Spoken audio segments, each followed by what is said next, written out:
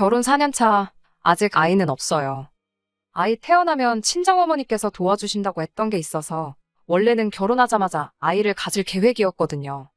그런데 어쩌다 보니 이렇게 미뤄지고 저렇게 미뤄지고 정신없이 바쁘게 지내던 와중에 지금에까지 이르게 되었는데 막상 이렇게 되니 아이가 없는 게 참 다행인가 싶기도 하네요. 결혼하자마자 3개월이 채 지나지 않아서 남편이 했던 말을 바꿨어요. 저희는 반반 결혼을 했는데 남편과 제가 월 수입은 누가 더 잘 번다 할 것도 없을 정도로 거의 비슷한 편인데 결혼 당시에 각자 모아놓은 돈의 차이가 있었습니다. 제가 훨씬 더 많은 돈을 모아놓은 상황이었어요. 액수는 거의 2배 정도 차이가 났습니다. 돈이 차이가 난다고 한들 사실 그걸 이유로 이 결혼을 다시 생각해보겠네 할 생각은 없었거든요. 애초에 남편도 모자란 금액에 대해선 자기가 어떻게든 해결하겠다는 의지가 있었고요. 결국 남편이 시부모님께 지원을 받아오면서 서로 금액을 똑같이 맞추고 반반 결혼을 하게 되었지요. 하지만 신혼집 마련하는 과정에서 여전히 대출을 받아야 했어요. 둘이서 그 돈 합쳐봐야 어디 적당한 곳에 전세로 들어가기도 빠듯할 정도였었거든요. 제가 결혼할 때 나이가 30이었고 나이가 있었다 보니 바로 자녀 계획이 있긴 했지만 여태 모은 돈을 집에 다 털어넣고도 모자라 대출까지 받은 마당에 자녀 계획 때문에 직장까지 그만둘 수는 없겠더라고요. 그런데 반대로 생각해보니 그 돈 때문에 아이를 포기할 수도 없었고요. 애 없이 사는 딩크족이 유행한다고 하지만 친정 부모님께서 손주 보고 싶어하는 기대가 많이 커 보이기도 하였고 무엇보다 제 스스로도 아이 없이 살았다가 나중에 후회는 하지 않을까 하는 걱정도 있었기에 당장 돈 들어갈 일이 있다고 미래까지 포기할 생각은 없었어요. 다행히도 친정어머니께서 그런 부분은 걱정하지 말라고 하시며 아이를 돌봐주신다고 나오셔서 아이가 태어나게 되면 맞벌이 생활을 유지할 수 있게 되었습니다. 시댁에서도 상견례 하던 당시에도 아이는 둘 정도 낳는 게 어떻겠냐 물어보실 정도로 앞으로 태어날 손주들에 대한 기대가 크셨어요. 시댁에서도 아이를 돌봐줄 수 있다고 했지만 시댁이 신혼집에서 거리가 차로 1시간이 넘게 걸리는 거리로 20분 거리에 있는 친정과 비교하면 굉장히 먼 편이라 그나마 가까운 친정어머니께 부탁하는 게 현실적으로 보였어요. 시어머니도 당시 말은 돌봐준다고 하시긴 했지만 그때 가봐야 알겠지만 일도 해야 되고 시간이 날런지 모르겠네 하시면서 성 내키지 않아 하시던 게 정작 아이가 생기면 대신 돌봐주는 게 불가능하다는 것 같다 말하는 것이 조금 티가 날 정도였었기도 하고요. 남편과 재벌이 합치면 월 800만 원 정도 되는 상황인지라 사실 여유가 아예 없던 건 아니었습니다. 하지만 여전히 사람 일이란 게 어떻게 될지 모르는 거다 보니 어느 정도 저금이 쌓일 때까지는 조금이나마 돈을 아끼고 싶었어요. 남편도 결혼 전에는 이 부분에 대해서 동의를 했던 부분이고요. 그런데 결혼 3개월 만에 남편이 어느 정도 적당히는 쓰면서 살아야지. 우리 벌이가 있는데 너무 돈만 쥐고 있는 것도 다른 사람들 보기에 안 좋다며 말을 바꾸더라고요. 적당히 쓰고 살자는 기준이 남편과 제가 각자 서로 다르기 때문에 누가 옳고 그른지를 따질 수는 없겠지만 저도 쓸 거 안 쓰고 먹고 싶은 거 참아가면서까지 허리띠 졸라매 아끼고 모으자는 주의는 아니었거든요. 말씀드렸다시피 맞벌이 생활에서 두 사람 벌이가 어느 정도 되던 편이다 보니 남들 하는 거 다 똑같이 따라해가며 사는 정도는 아니지만 그래도 흉내 정도는 내고 있다 생각했는데 남편 생각은 달랐나 봐요. 처음에는 제가 돈 아끼자는 말로 남편에게 눈치 아닌 눈치를 줬구나 싶어서 좀 더 쓰고 살고 싶다는 남편의 말에 알겠다고 긍정적으로 생각을 해보겠다 했습니다. 그리고 가계부를 이리저리 둘러보며 예산을 짜본 결과 한 달에 100만 원 정도는 더 쓰고 살아도 저희 인생 계획에 큰 차질이 없겠다는 생각이 들었고 남편에게도 그만큼 여유가 있다는 말을 전했지요. 그런데 남편이 더 쓰고 살고 싶다는 그 돈의 진짜 사용처가 어딘지 알게 되니 그렇게 할 수가 없겠더라고요. 남편이 돈을 더 쓰겠다고 하는 말이 우리 결혼 생활에 있어서 취미나 여가 생활 등 삶의 질을 올리기 위해 쓰자는 게 아니었고 이제 결혼도 했으니 효도를 좀 해야 하겠다며 시부모님께 생활비조로 돈을 드려야겠다는 말이었거든요. 100만 원씩은 드리고 싶다는 말에 그건 너무하지 않냐며 약간의 실랑이가 있었고 결국 타협 끝에 매달 50만 원씩을 각각 양가 부모님께 드리기로 했습니다. 사실 친정에까지 돈을 보낼 필요는 없었어요. 두 분이 이미 노후 준비가 다 끝나신 상태였거든요. 큰 돈은 아니지만 상가 건물 가지고 계신 거에서 매달 어느 정도 수입도 계속 발생하는 상황이었고요. 그렇지만 어쩔 수 없는 상황이었습니다. 애초에 제가 100만 원 정도의 여유가 있다고 말은 했지만 그 말이 꼭 한 달에 저희가 무조건 100만 원을 꽉꽉 채워서 지출을 하겠다는 말이 아니잖아요. 어차피 맞벌이를 하는지라. 그 전에도 서로 쓰는 용돈이 없던 것도 아니었고 한 달에 쉬는 날이 많아봐야 열흘 정도인데 100만 원만큼 여유가 생겼다고 하더라도 안 쓰면 안 쓰는 대로 저금을 한다면 저희한테도 더 이득인 셈이잖아요. 그렇게 할 수도 있는 상황인데도 불구하고 남편은 100만 원 여유가 있다고 하지 않았냐며 그 전액을 몽땅 시댁에 보내주겠다고 우기기 시작했었거든요. 그러니 그럴 바에 차라리 너만 자식된 도리하냐 나도 하겠다 하고 친정에도 50씩을 보내기로 한 거였죠. 남편은 장인 장모님 노후 준비도 다 되어 있는 걸로 알고 있는데 뭐하러 보내냐는 식으로 이야기를 하긴 했지만 반반 결혼 한마당에 제가 그렇게 나오니 똑같이 하겠다는 걸 더는 반대하지는 못하더라고요. 아무튼 그렇게 해서 매달 100만 원씩의 추가적인 지출이 더 생기게 되었습니다. 그래서 저도 저 나름대로 자녀 계획은 딱 1년만 늦추자 혼자 생각했지요. 분명 중간에 아이를 가지려고 노력을 했던 때도 있습니다만 그러는 와중에 각자 회사 일로 바쁘고 이래저래 하다 보니 결국 결혼 4년 차가 되는 지금에도 아이 소식은 없었지요. 그리고 그게 지금에 와서는 참 다행이라는 생각이 듭니다. 얼마 전 일이었어요. 친정아버지 생신이라 남편하고 같이 친정부모님 모시고 식사를 했습니다. 식사 끝나고 나서 저희도 부랴부랴 집에 돌아가려고 했는데 친정부모님께서 잠깐 시간 되면 집에 가서 차나 한잔하면 어떻겠냐 하시더라고요. 보통 저희 시간 뺏는 것 같아 싫다고 이따금씩 하는 외식도 싫다고 하시던 두 분이셨는데 갑자기 차 한잔 하자니 뭔가 싶었지요. 남편은 불편할 것 같다고 집에 가고 싶어 했는데 두 분 분위기가 심상치 않아서 따라갔습니다. 아니나 다를까 어차피 할 이야기인데 시간 붙들고 있을 필요나 있겠냐며 차의 뜨거운 기운이 식기도 전에 바로 본론부터 꺼내시는데 친정부모님이 방에서 통장하고 인감을 가져와 저희한테 건네주시더라고요. 통장을 열어보니 거기에는 3천만 원이라는 거액이 들어있었어요. 친정어머니께서 그걸 저희한테 건네주시며 저희가 매달 보내던 생활비 있잖아요. 일단 저희가 주겠다니 그동안 받고는 있었는데 당장 두 분이 쓸 일도 없고 그렇다 보니 그냥 건들지 않고 모아두고만 계셨다 하더라고요. 그렇게 돈이 쌓이고만 있다가 안 쓸 돈이긴 하지만 또 저렇게 묵혀둘 필요가 있나 싶어서 당신들 노후자금 같이 보태서 어디에 투자를 하셨다고 해요. 그리고 그게 수익이 많이 나서 안 그래도 필요 없던 돈이었는데 더 필요가 없어졌다며 여태껏 저희가 보냈던 돈에 조금 더 보태서 그 큰 목돈을 만들어서 저희한테 돌려주신 거였어요. 저희가 아직 대출이 남아있는 것도 알고 계시고 소식은 없지만 언젠가 태어날 손주 위에 써도 되고 알아서 요긴하게 잘 쓰면 좋겠다고 하시더라고요. 어차피 당신들이야 저희 결혼하기 전부터 노후 준비도 다 끝난 상황이었다 보니 거기에 더불어 이번에 노후자금까지 보태서 투자를 하셨던 터라 재미를 좀 보셨다고 그 돈 없어도 그만이라 하시더군요. 장인 장모님 불편해서 집에 일찍 가자던 남편은 내내 불편한 티 팍팍 내다가 통장에 찍힌 돈 보자마자 입이 귀에 걸려버려서는 싱글벙글 하고 있더군요. 그 꼴을 보니 솔직히 앞불싸 싶었습니다. 제가 친정에 50만 원씩 매달 보내게 된 경위에 대해서 전후 사정을 미리 말씀을 드릴 걸 싶더라고요. 안 그래도 시댁에만 100만 원씩 주겠다고 우기던 걸 제가 억지로 반으로 쪼개 양가에 똑같이 하기로 정했던 그 사실을 친정부모님은 아예 모르고 계셨으니까요. 오히려 결혼하자마자 3개월 지나고부터 효도하겠다고 양가 부모님께 50씩 보내기로 결정한 남편을 높게 사셨던 것 같아요. 신혼이고 돈도 빠듯하고 하고 싶은 것도 갖고 싶은 것도 많을 텐데 여유자금 쪼개가며 부모님이며 장인장모 용돈 챙겨주는 사위가 세상에 또 어딨냐며 그 마음 씀씀이에 감동을 하셨다고. 그래서 그 돈을 불려서 저희한테 돌려주기로 결심을 하셨다 하시더라고요. 그래서 통장 돌려주실 때 저한테만 쓱 주셔도 되는 걸 굳이 남편도 같이 자리에 불러놓고 돌려주신 거였고요. 그거야 뭐 이미 엎질러진 물인데 어쩌겠어요. 그 돈 받고 집에 오는 길 내내 남편이 기분이 째지는지 계속 신이 나서 실실거리고 있더라고요. 집에 와서 한참을 고민했네요. 갑자기 생긴 목돈에 저도 솔직히 기뻤던 건 사실이었습니다. 그 돈을 어떻게 쓰면 좋을까 한참 고민하다가 그 돈으로 일단 대출을 일부 상환을 하고 그리고 1,000만 원 정도 들여서 친정부모님 크루즈 여행이라도 보내드릴까 싶더라고요.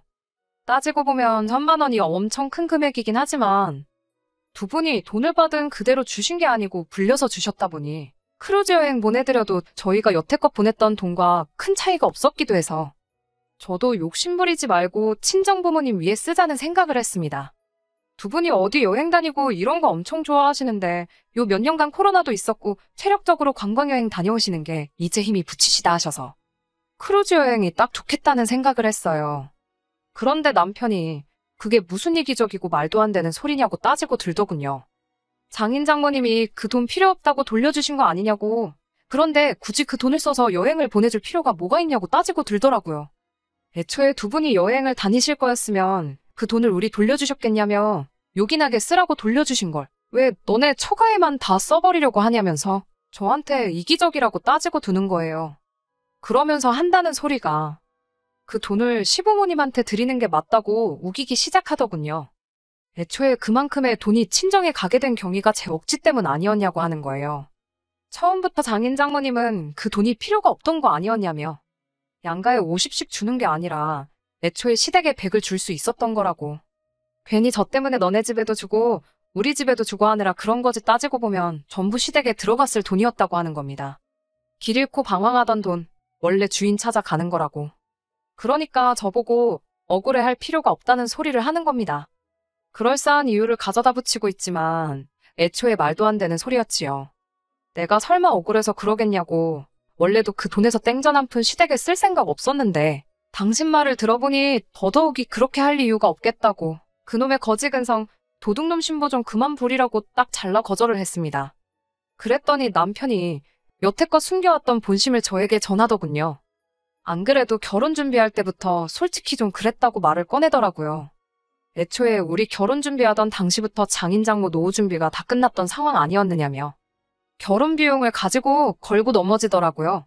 시가에서 우리 결혼할 때 큰돈 보태준 거 기억 안 나냐면서. 솔직히 노후 준비 다 끝난 양반들이 우리 집에서 그 큰돈을 보태줄 때 자식 결혼하는데도 돈 한 푼 안 보태주는 모습 보고 솔직히 실망 많이 했고 섭섭했다 하는 겁니다. 시부모님이 그 큰돈 만든다고 친척들, 심지어 동생들한테도 아쉬운 소리 해가며 여기저기 끌어모아 만들어준 돈이었다고. 그리고 지금도 그 돈을 다 못 갚아서 동생인 이모와 삼촌들한테 싫은 소리 듣고 눈치 보고. 장인 장모는 다 은퇴한 상황에 놀고 먹고 있는데 그에 반해 아직도 일하고 계신 자기 부모님을 보면 지 마음이 얼마나 찢어지는지는 알고나 있느냐며 큰 소리를 치더군요. 그리고 시어머니도 그때 친정부모님께서 수중에 돈이 있는데도 불구하고 한 푼도 안 해줬다는 사실을 알고는 내색은 안 했지만 실망을 많이 하셨다더군요. 그런데도 저한테 잔소리 싫은 소리 한 번 안 하고 시집살이 한 번 안 시킨 두 분이 무슨 위인의 성인이나 마찬가지라는 겁니다. 제가 고마워해야 마땅한 거 모르냐면서 지금이 딱 그동안의 은혜를 갚을 수 있는 기회라고 하는 거예요. 그리고 그게 저뿐만이 아니고 결혼할 때 돈 한 푼 안 해준 장인장모가 시댁에 그동안 잃었던 점수를 만회할 수 있는 유일한 기회나 마찬가지라고 하는 겁니다.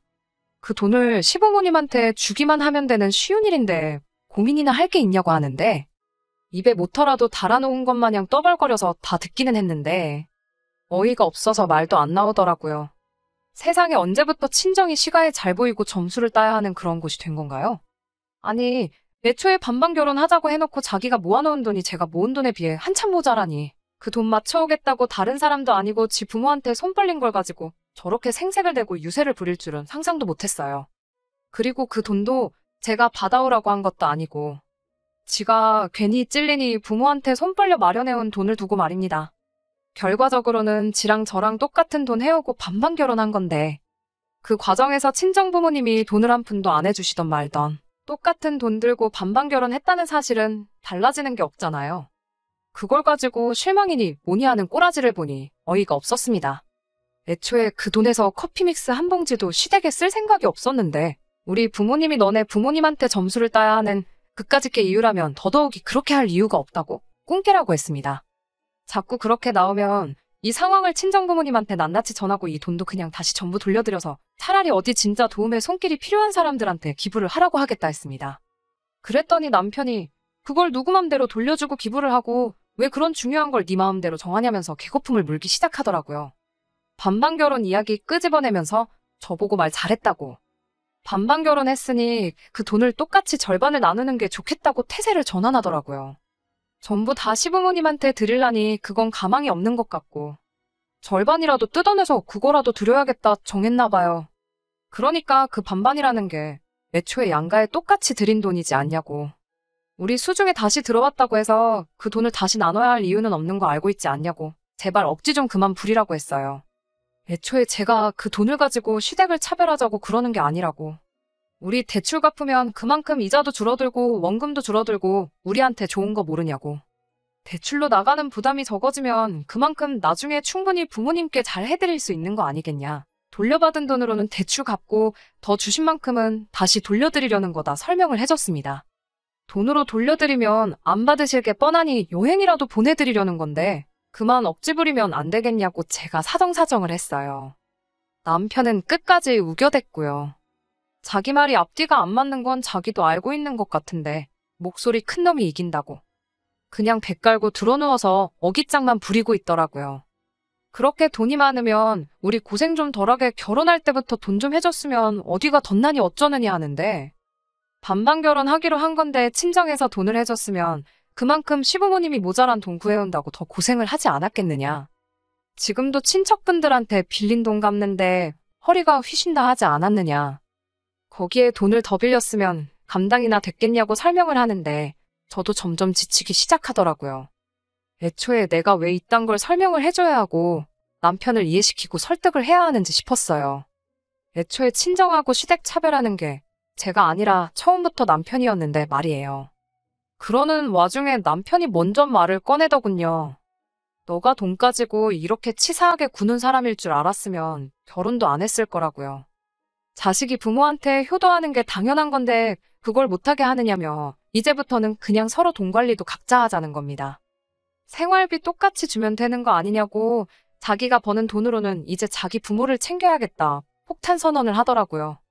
지금 그 말이 무슨 뜻으로 하는 말인지나 알고나 있냐고 하니 내가 벌어온 내 돈 내가 쓰겠다는데 네가 뭔 상관이냐 하면서 큰 소리를 뻥뻥 치더라고요. 그리고 결혼한 지 벌써 4년이나 되었지만 이게 시작이면 시작이지 절대 끝은 아니구나 하는 생각이 마구마구 들기 시작했습니다. 이런 다툼을 하게 되더라도 앞으로 몇십 년은 더 하겠다는 생각을 하니 엄두도 나질 않고 남편한테 지금 당신이 한 말이 무슨 뜻인지는 아냐고 남편을 떠봤어요. 어차피 지금 아이도 없는 마당에 각자 생활비만 절반씩 내고 미래 대비도 하지 않고 알아서 그 돈을 쓰겠다는 그 말은 한 집에 사는 남으로 지내도 상관없다는 소리처럼 들린다고 했더니 남편이 목소리가 더 커지더군요. 지금 이혼하자고 협박하는 거냐면서 누가 못할 줄 아냐며 어디 한번 그렇게 해보자는 겁니다. 같이 살기 싫다는데 제가 그런 남편 붙잡아서 뭐하나 싶더라고요. 그래서 알겠다고 그럼 이혼하자고 했어요. 어차피 반반 결혼했고 복잡하게 계산할 것도 없다고 정확히 절반 갈라서 내가 나가겠다 했습니다. 친정부모님이 돌려준 3천은 애초에 친정부모님 통장에 들어있는 상황이니 나눌 필요 없는 거 알고 있지? 하고 그건 계산하지 말라고 했어요. 목소리 드높이며 이혼 부르짖던 남편이 제가 너무 손쉽게 이혼하자고 대답하니 당황했나 보더라고요. 여태 큰 소리 치던 기세는 어디 가고 말이 한마디도 없어지더니 쩔쩔매면서 자기가 홧김에 그렇게 말한 거라고 이혼하자는 게 아니고 양가에 똑같이 효도하고 싶어서 그러는 거라 하더라고요. 저도 이혼을 결정하는데 감정적인 부분이 있어 남편이 제대로 사과만 해왔다면 받아줬을 텐데 또 거기서 양가에 똑같이 효도하려고 그랬다고 모든 걸 제 탓으로 돌리는 모습에 마음 돌리면 안 되겠다 싶어 굳게 다짐하게 되었습니다. 그리고 결국 이혼을 결정하게 되었네요. 어쩌다 보니 미뤄진 자녀 계획이 이렇게 다행이라고 느껴지긴 또 처음이었어요. 현재는 친정부모님 집에서 지내고 있습니다. 남편이랑 이혼이 완전히 정리되면 그 돈 가지고 곧바로 나가 독립할 생각이에요. 다른 건 몰라도 저한테 갈라줄 돈 절반 마련하려면 남편이 고생 좀 해야 할 겁니다. 요즘 같은 상황에 집이 바로 나갈 일도 만무하고 집값이 거의 오르지 않은 상황인데 집 주변으로 호재가 여러 개 생기기 시작해서 그 집 포기하기도 쉽지 않을 거예요. 혼자서 외벌이로 남은 대출 갚고 그러려면 그 사랑하는 부모님께 드리던 용돈도 이제 못 드리게 될 텐데 효자가 효자노를 못하게 되었으니 얼마나 안타깝겠어요. 친정부모님께서는 당신들이 괜히 그 돈을 돌려주는 바람에 딸 자식이 이혼하게 되었다며 속상해하셨고 혹자는 3천만 원 때문에 이혼을 했다 생각하실 분들도 계실 거예요. 하지만 저는 여전히 제 결정에 후회가 하나도 남지 않습니다. 애초에 처가가 시댁에 점수 따야 한다고 우기는 남편. 머릿속에 자기 부모님한테만 한 푼이라도 더 이득 보게 해주기 위해 혈안인 남보다도 못한 사람을 남편이라고 데리고 사는 것보다 차라리 평생 혼자 지내는 게 더 낫겠다는 생각이 드네요. 결혼 생활 4년이나 했는데 그 꼴을 앞으로 못해도 몇십 년은 더 보면서 사느니 그냥 이렇게 사는 게 저한테 더 나은 결정이라는 생각에는 변함이 없네요. 끝까지 들어주셔서 감사합니다. 오늘의 사연은 여기까지입니다. 구독과 좋아요, 알람 설정 부탁드리고 더 좋은 사연으로 다시 찾아뵙겠습니다. 감사합니다.